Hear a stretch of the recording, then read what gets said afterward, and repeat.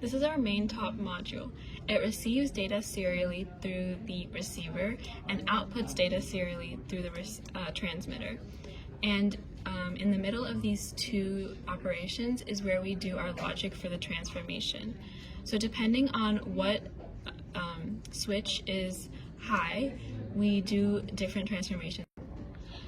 The first case is keeping the data the same. The second case lightens the image.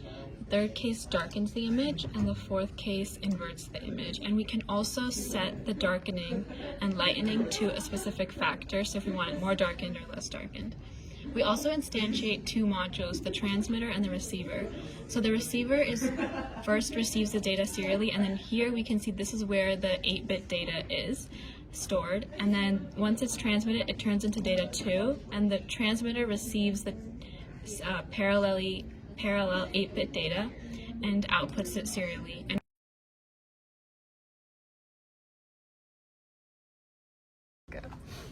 So as you can see, this is our transmitter module. Here are the following inputs: clock, reset, our transmitter, which is connected to our FPGA. It's labeled as TX.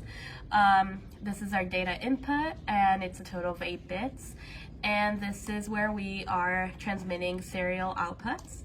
Right over here is just also our FSM machine, so our finite state machine. Initially it is labeled as idle, so here it's not receiving any button switches or transmissions.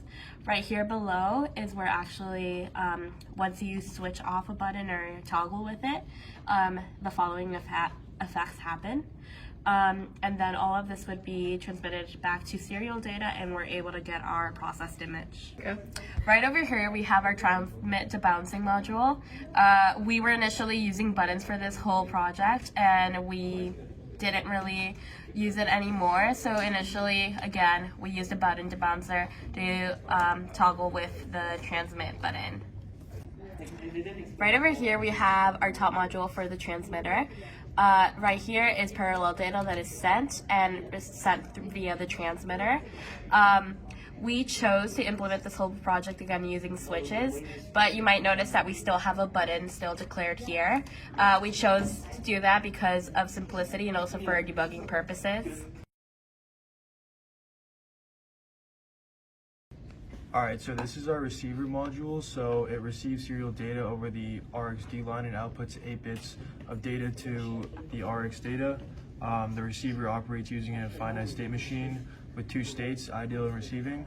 So for the ideal state, it waits for the start bit, and then once the RxD goes low, it transitions to the receiving state.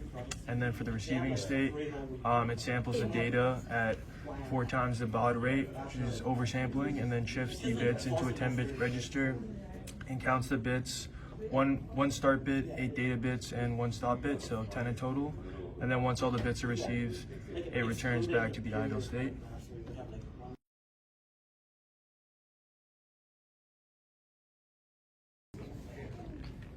Hi guys, this is just a demo of how this actually works. So for starters, we always have to have the J15 switch on because we need that for a transmission, because we originally had a button but we changed it to a switch.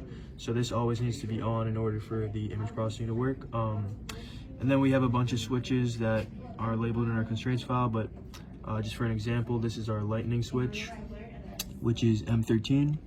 And then we also have our darkness factor over here, which is 50 for low and 75 for high. So we'll just start off with 50 for now. So if we run the MATLAB. All right, so this is the final result. It took a little bit because our processing time is pretty slow, but we just did an 8x8 just to make it a little quicker. So as you can see, this is the original image. This is the new image, the processed image, which is a little bit lighter. So yep, and then we can try 75.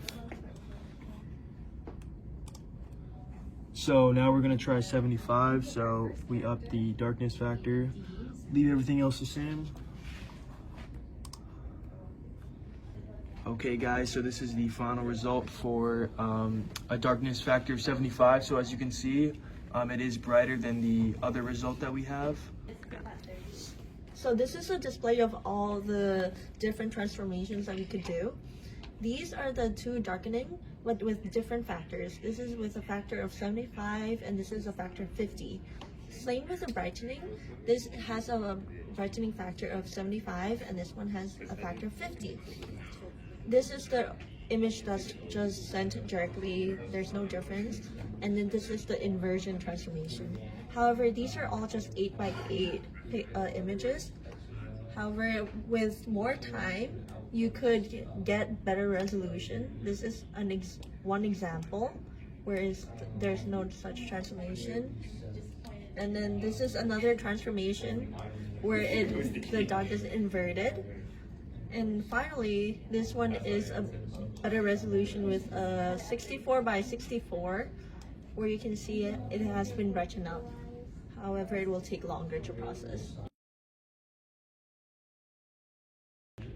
Hello. Okay, so we're going to start explaining the MATLAB code. So first of all, the port right here is how we connect the FPGA to the MATLAB and Verilog code, where the UART is going to go through. And then our size right here is determining our resolution of the image. Since it's 8 right now, it's going to be an 8x8 pixel image. Afterwards, we're reading in the image right here, and then we're resizing it afterwards into the 8x8 matrix. Then the image is turned into an unsigned integer 8-bit right into the variable data. Afterwards, we're initializing the data back, which is the data that we're going to receive after the image is processed. Right here is our nested for loops, where we are writing 1 byte, which is 1 RG or B value of pixel, to the UART, which is through the UART to the FPGA, and then we're reading it back. And then afterwards, after every single byte has been processed, we are going to show the original image and the processed image side by side.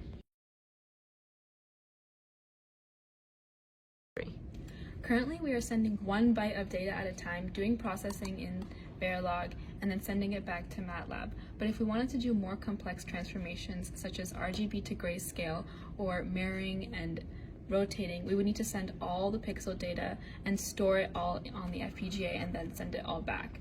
Some ways we just tried to implement this was using a buffer. So we would change this buffer to be the size of the image. So if it's 8x8, it would be 64. And then store it, and then we would, once it's full, once the buffer is full, we would send 1 byte at a time back to MATLAB. Another way we tried to do this was distinguish each pixel if it's red, green, or blue by using a counter. And then we could do things like zeroing out certain values and adding, for example, a red, green, or blue filter. We also tried to use different code entirely that's not shown here that would implement, for example, FIFO. However, the issue with this code was that we would have to click the button for each pixel to transmit, so that was just too hard, and we weren't able to figure out a roundabout way to solve that issue. Another thing we tried was change just the size of the data itself. So instead of having 8-bit data, we tried to have 24-bit data, which would store R, G, and a B value.